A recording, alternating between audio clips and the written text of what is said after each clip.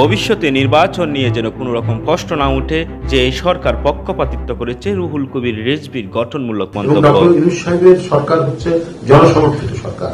পূর্বের উদাহরণ আর ডক্টর ইউনূস সাহেবের এই সরকারের উদাহরণ তো এক হওয়ার কথা না। যে ভবিষ্যতে আর জন্য কখনোই কোনো নির্বাচন নিয়ে প্রশ্ন না উঠে যে এখানে হস্তক্ষেপ করা হয়েছে, এখানে সরকার তার প্রশাসনকে প্রার্থীদেরকে বিজয়ী করেছে, নিরপেক্ষ নির্বাচন হয়, সেখানে মানে ঈর্ষাবশত প্রতিহিংসাবশত যদি কেউ এর বিরুদ্ধে আরোপ লাগাতে চায়, তো সেই আরোপ লাগানোটা, সেই মিথ্যাটা টেকে না, মানুষ সেটা বিশ্বাস করে না। কোন নির্বাচন অবাধ, সুষ্ঠু, নিরপেক্ষ হয়েছে, কোন নির্বাচন হয়নি, এটা অবধারিতভাবে এদেশের জনগণ সুস্পষ্টভাবেই তারা সেটা বুঝতে পারে এবং তারা সেইভাবেই তাদের আচরণ করে, সেইভাবে তারা অ্যাক্ট করে, সেইভাবে একটা সরকারের প্রতি তাদের আনুগত্য এবং তাদের বিরাটভাবে নির্ভর করে।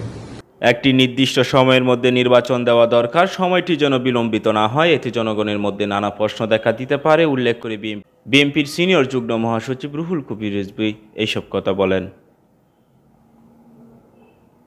না, খুব দ্রুত আমরা বলতে যে আমরা যেটা বলেছি বারবার, একটা নির্দিষ্ট সময়ের মধ্যে নির্বাচনটা দেওয়া দরকার, যে সময়টা যেন খুব প্রলম্বিত না হয়, এই কথাটা বলা হয়েছে।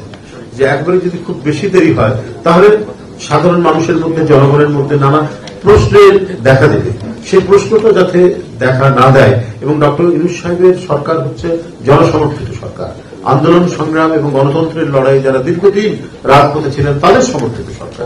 সুতরাং এই সরকার সবসময় মানুষের সেন্টিমেন্ট ধারণ করেই তারা কাজ করবে। আর আমি গতকালকে যেটা বলেছি যে প্রথমটা হচ্ছে যে